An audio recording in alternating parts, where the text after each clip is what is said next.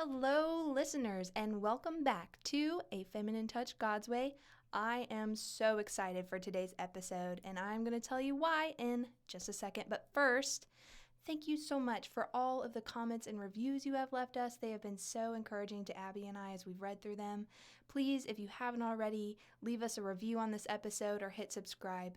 And with that, we are going to get started with the episode. All right, so today I get to introduce you to none other than my mom, Johanna Puckett. Hey, Mom. Hey, how are you? Good. I'm so glad you agreed to do this episode. Abby and I were thinking, how can we end this series with a touch of romance? And what better way than to interview our moms and ask them just a glimpse into their marriage since they've done it a lot longer than us, obviously. So, how long have you and Dad been married? You just celebrated an anniversary. 27 years. Wow. This month. Wow. That's so cool. 27 years. So, could you briefly introduce yourself to our listeners? Maybe just describe what a day in the life of Johanna is like. Okay. My name is Johanna. I've obviously been married 27 years to an amazing man. I have 4 daughters.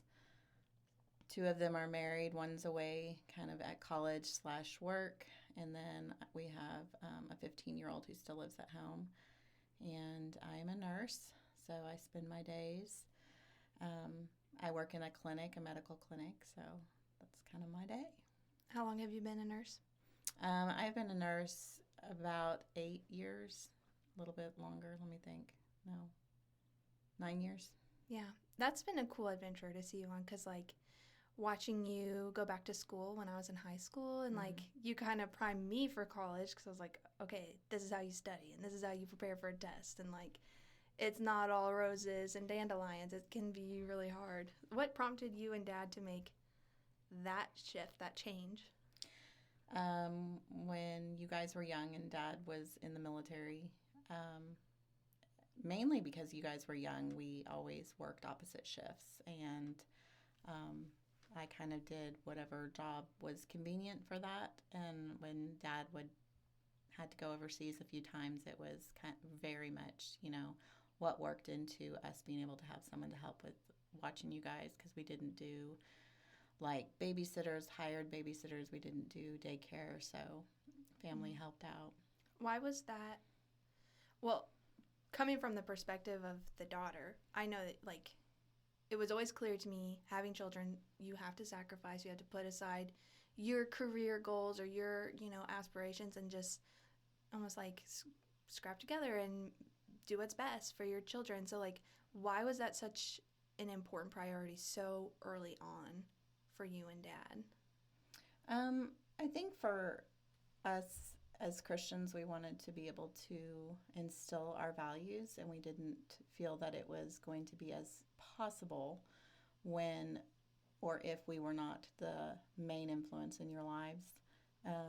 If you do, daycare early on, that's not you who's teaching your child boundaries. It's not you who's teaching them, yes and no and all of that. And so, being able to be the ones present on your day-to-day lives as you're learning what it is to be little humans. Yeah.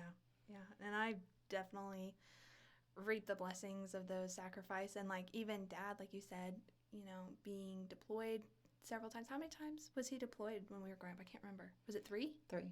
3 times. And he never, correct me if I'm wrong, but being in the military wasn't a huge aspiration for him. It's not something he always dreamed of, being in the military. He just did it as a means to essentially provide for us. Yeah, it was, you were little, and it was a decision that he just came home and he said, I really feel like this is what God is telling me is going to be best for the family. It'll provide me an opportunity for education later. And so it was kind of just that, in that mindset of what would be best for us as a family. Okay, I'd love to talk about that for a second, because I think that Dad going to the military is such a great example of you get married to this person, and I want to talk about that in a second, like why you thought dad was the one to marry. But you get married to this person, and when you get married, you just have this vision of how you think it's going to go. And the military wasn't part of that vision originally, and like you guys have been thrown some other curveballs, like sickness occasionally. And so how do you support your spouse when he throws in this out of left field idea? Like, how do you become his helper? How do you support that? How do you get on board with these new ideas when it might be scary at first, or maybe you just don't see how it's going to go? Like, can you relate to that emotion at all? So, yeah, there was a lot. It definitely wasn't something I was like, yes, this sounds like the perfect idea. I get it. I see it.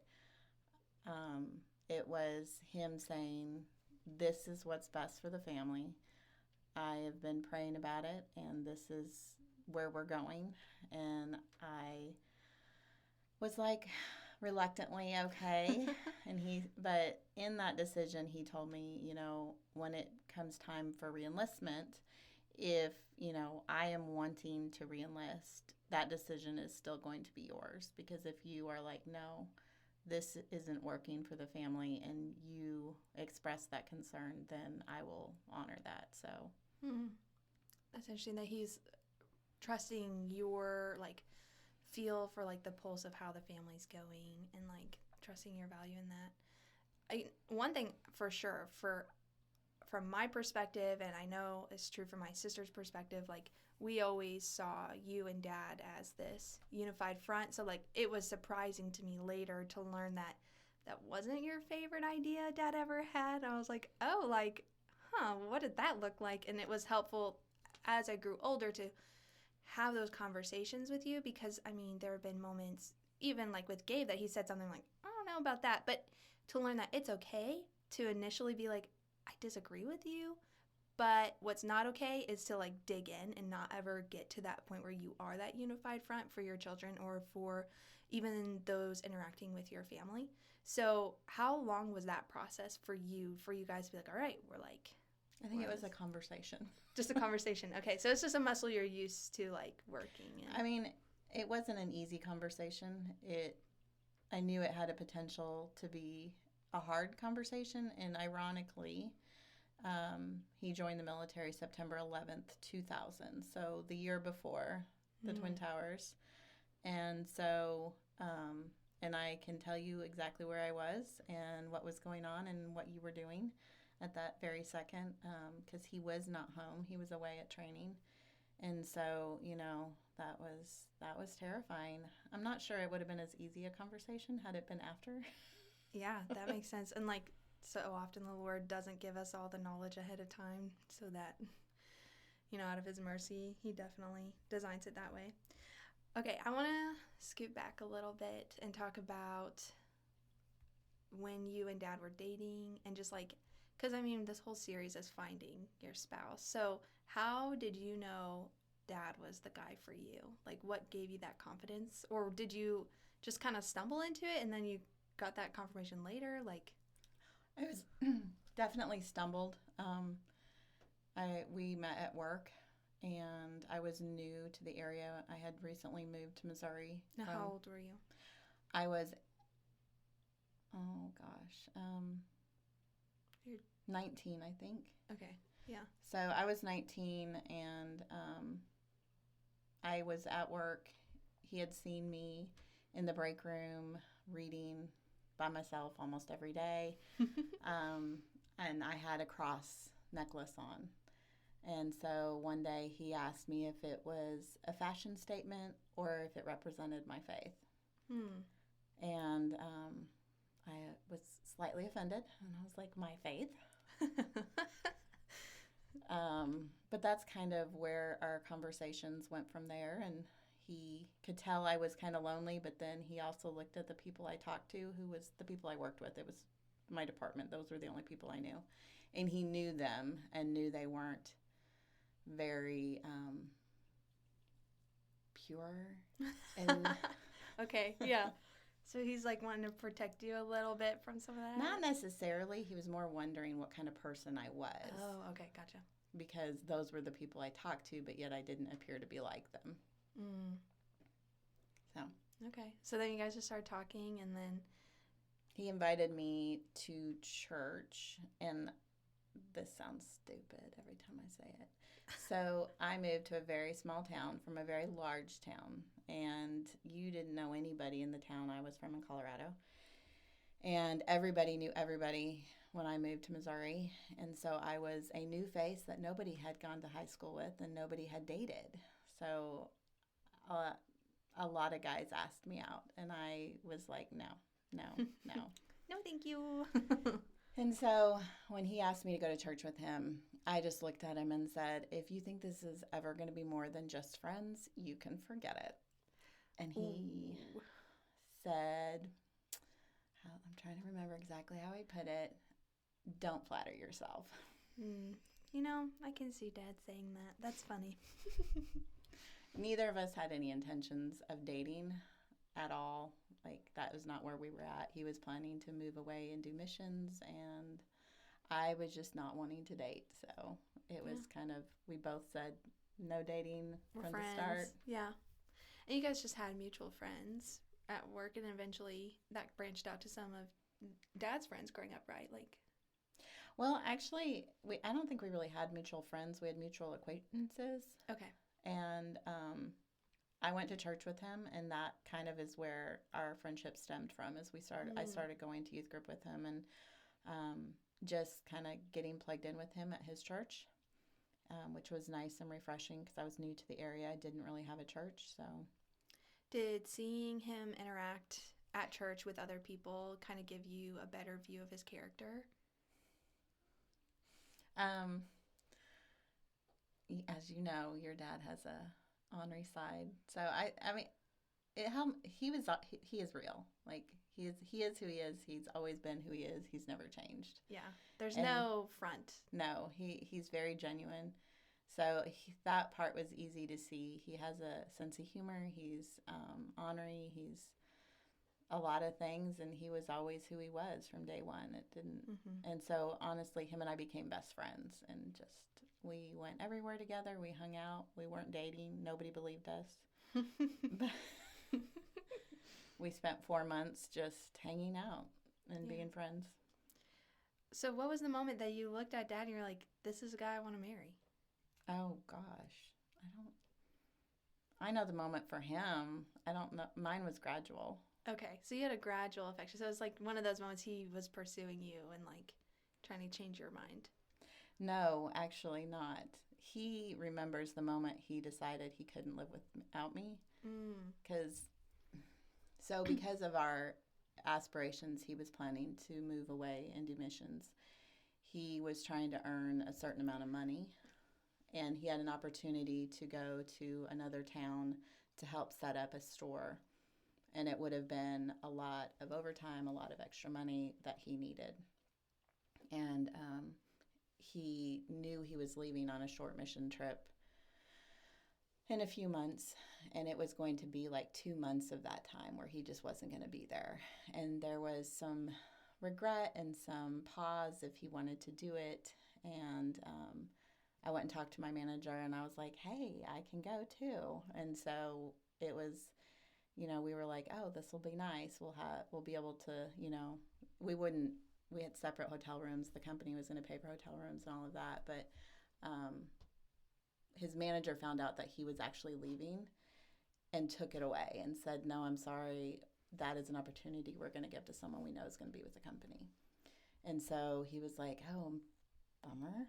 You know, she got lined up to go, and now I'm not going.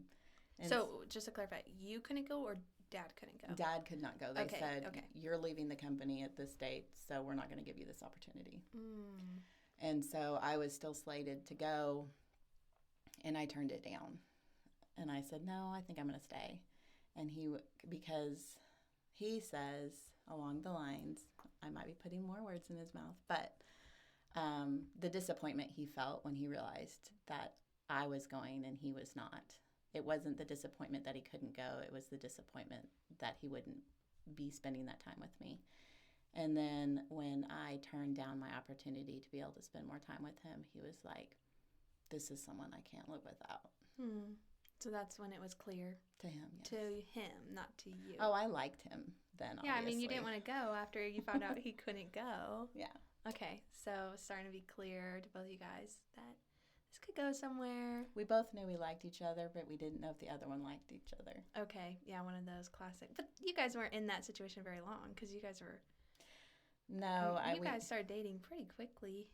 So we met and married a year apart. So we dated for 4 months. We were best friends for 4 months, dated for 4 months, engaged for 4 months. So it was pretty quick. Do you regret how quick that was, or do you think that that was perfect for you guys? I don't think the timing was off. There's extenuated circumstances that I wish that didn't happen the way they did with family members and stuff. But hard feelings and things. But yeah, do you, looking back now, because I mean hindsight is 2020.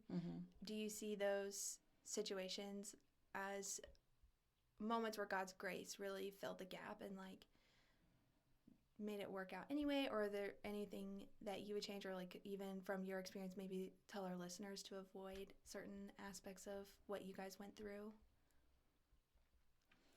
That's a very hard question. I think you can always look back in life and say, I wish I'd had more patience with the situation and patience as far as like waiting to get married, or patience as far as like with people in with people in relationships. And so I'm obviously not saying everything because I don't want to be dishonoring towards family members. Only share what is honorable to share. But I think our timing for us was perfect. I don't think that but I think that longer time would have allowed for less hurt feelings in the situations. Yeah, totally. That makes sense.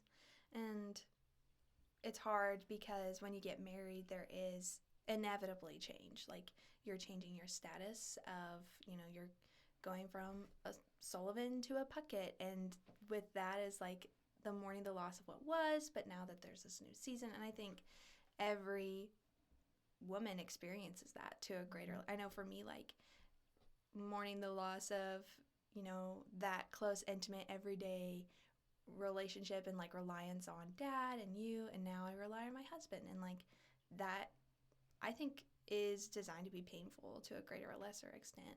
Did you ever struggle with a change of identity throughout your marriage, where I know like for some women it's when they get married, that change of identity, sometimes it's becoming a mom, that new identity?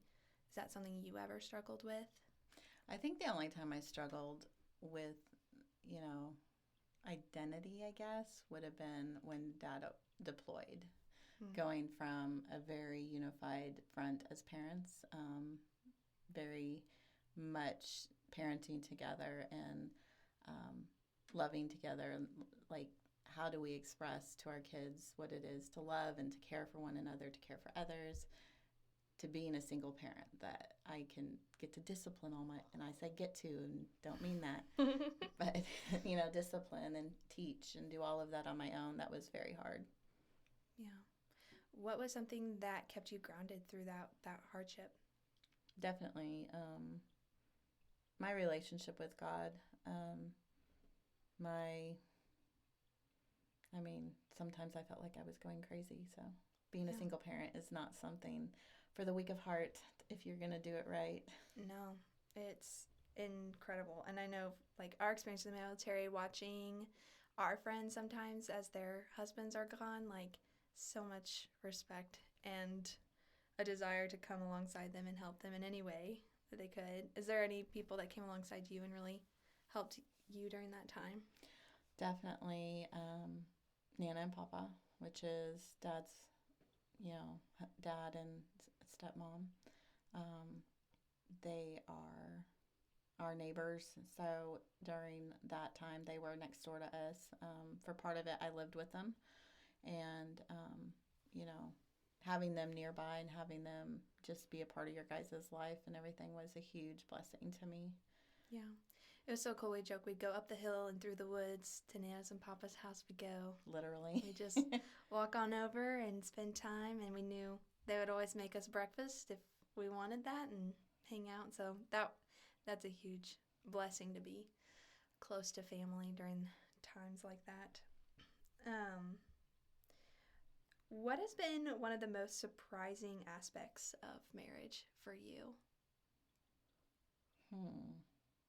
Surprising aspects of marriage. Yeah. I don't know. I think that for the most part, I had a very good model of what marriage was from my parents.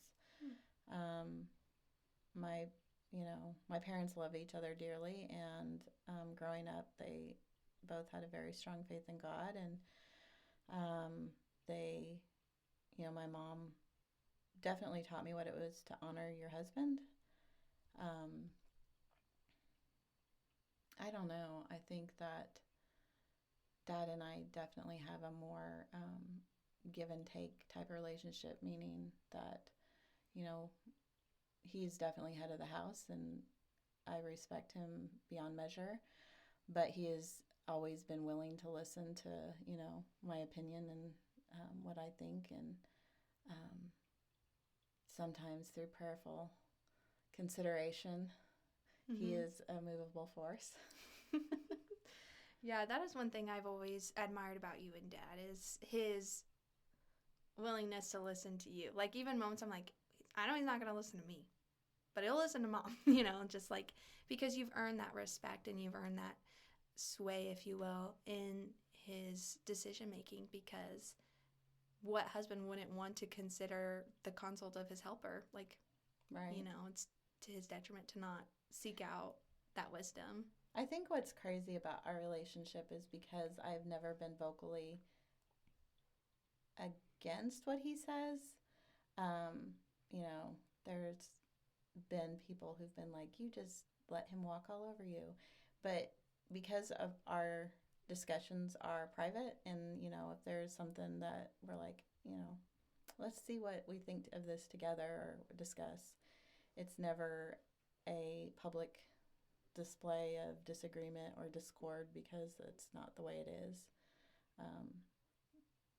He absolutely respects my opinion and what I want, and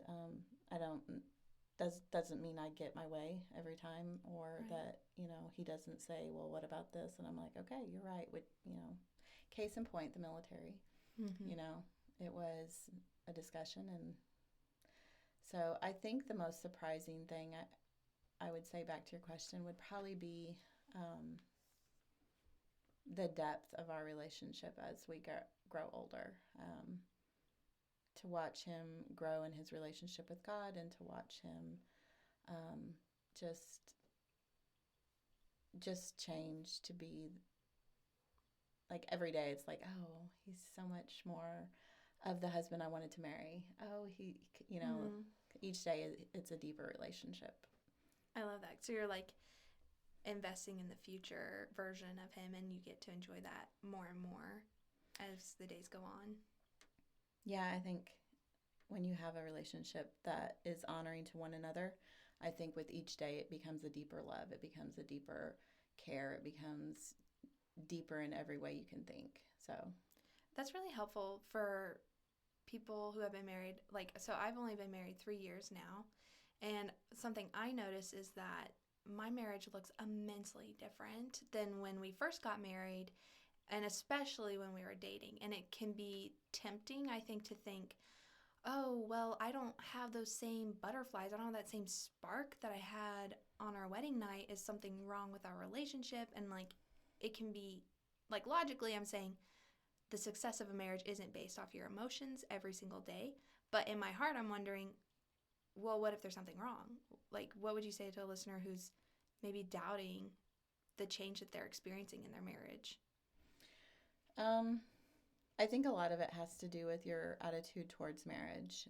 And you don't get married for the everyday butterflies. And it's not something that's going to remain the same. You have to choose to be in love every day of your life.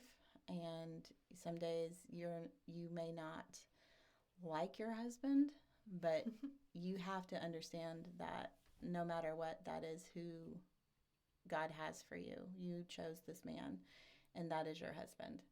And on the days that are hard and the days that are emotional, and when there is conflict, it doesn't matter what the conflict is or if you're unhappy. That is the man that you chose to be in this life with. And so um, you have to choose your spouse every day. And when you start focusing on yourself and what you think that you should be feeling rather than this is our relationship, and you start putting too much focus on yourself rather than the relationship that God has put before you, I think that you can lose sight and you can become self-centered. Yeah, I think it can be a huge pitfall to start evaluating the success of marriage and emotions, or this romantic idea that is even biblically rooted.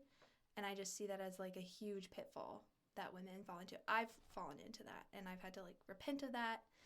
So one thing you tapped into, and I'm curious, I would love for you to just talk a moment about conflict resolution with your spouse, because I think that's such a pivotal asset to have in a marriage, and to be able to work through hard things, but with the goal of becoming stronger and more unified. And you hinted at this earlier, and I'm just going to say, dad can be stubborn sometimes. And I know some of our listeners may be married to what they would consider a stubborn man, but they want to love him and they want to be a better helper to him. So how can they start working on his team instead of against him? I think the main thing, even with a person who's passive, is to honor. If the wife is passive? No, the husband. Okay. Even when a husband is passive. Okay. I think that you as a wife, have to learn how to daily honor your husband, meaning you don't talk bad about him. You don't talk disparagingly about him with like your best friend, or just, your frustrations. You have to learn how to be able to either keep your frustrations between the two of you, or how to voice them with respect. Because if you are constantly venting with a friend and voicing your frustrations over small things, eventually your frustrations are going to grow into big things. And so you have to learn how to constantly honor your husband. We are to honor our husbands and to give them the respect that, and even when they don't earn that respect and earn that honor, it is still our place as a wife to honor and love our husbands. And in those moments, I think that we have to dig into our prayer life and pray for them, and ask that God, soften their hearts or change who they are to be more like them, but always remembering to honor, because when you can show a husband honor, even if they haven't earned it, their heart will soften towards you. Yeah. It's almost like the honor you give them isn't contingent on his merit or quality, although if it is, that's great. Right. You did a great job choosing a spouse. But if it's contingent on the God that we serve, the God that made that man, that gave him that authority in your family, and it's like we can worship the Lord and be obedient to the Lord in the way that we treat our husband and think about our husband and talk about him. I think one thing that women very often will misstep into, an area that can destroy a marriage, is they dated this man or this young man, boy, and they saw, oh, this man loves God. This is going to be a great relationship. We're both going to love God, and it's only going to get better. That doesn't always happen. There are times where in all of our faith, where our faith in God deepens, and then there are times where we, can lose a step or lose intensity. And it's very important to remember that even in those times of, challenges, and I would say one of our biggest challenges is times where the military, that had to do with military life and being separated. It was very hard on our marriage, just because distance is hard. The saying, distance makes the heart grow fonder. I don't think is necessarily true. Especially in marriage. Yeah, because, that's not really the setup that God has for marriage. Yeah. So, So I know you said, don't be bad mouthing your husband to your best friend, but would you say that there is space for, maybe it's like you and your husband trust another couple and maybe you come to them like you sit down with your spouse and you sit down with this couple and you're like, hey, we just need to talk about our marriage. You guys have been married longer. We're struggling in these ways. Can you give us wisdom? Like, how can you find help for your marriage but not be dishonoring to your spouse? I think it's important to have someone to talk to, but I also think, if you're going to choose somebody to talk to about your relationship and about, struggles or things that you're, struggling with or your relationship is struggling with, I think it's important to lay ground rules and say, look, I need you to be my husband's advocate.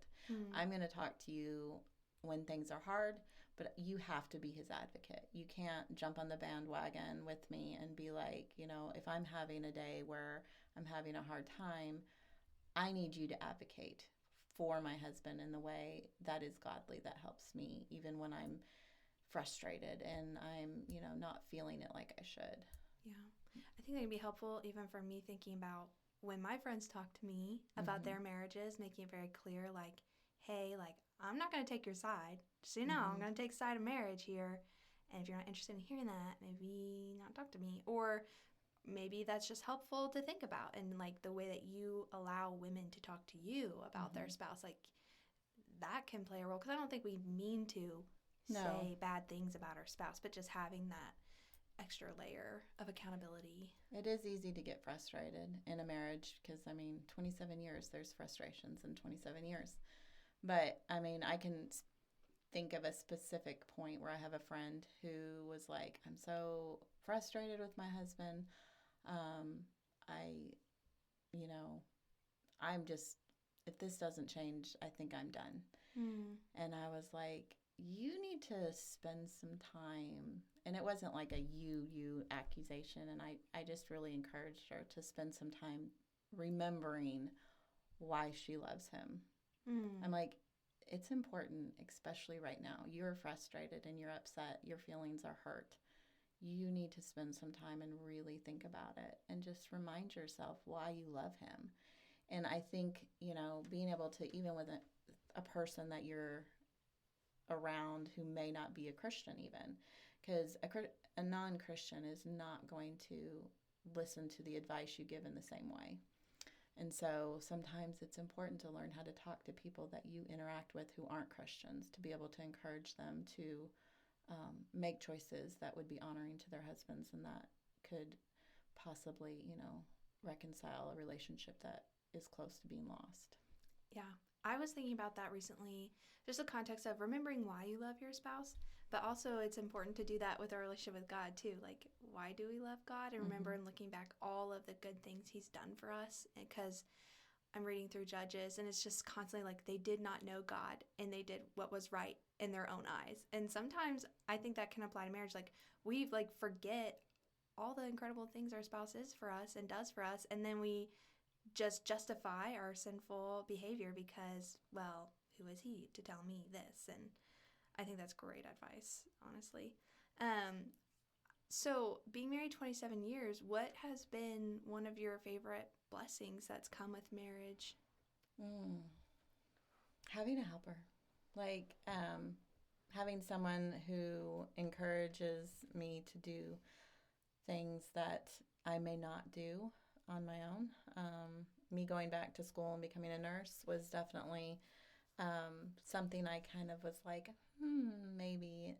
But, Dad really pushed me to do that because he was like, you can do this. And I'm like, I always doubted that I would be able to do it. And he was like, don't give yourself credit. You are amazing. You can do this. And I don't know that I would be where I am today without his encouragement and without him building me up, which he continues to do. He's trying to encourage me to go on his school. But we have decided to wait till at least Bella is out and graduated just because of time, because I only have a few years left with her. So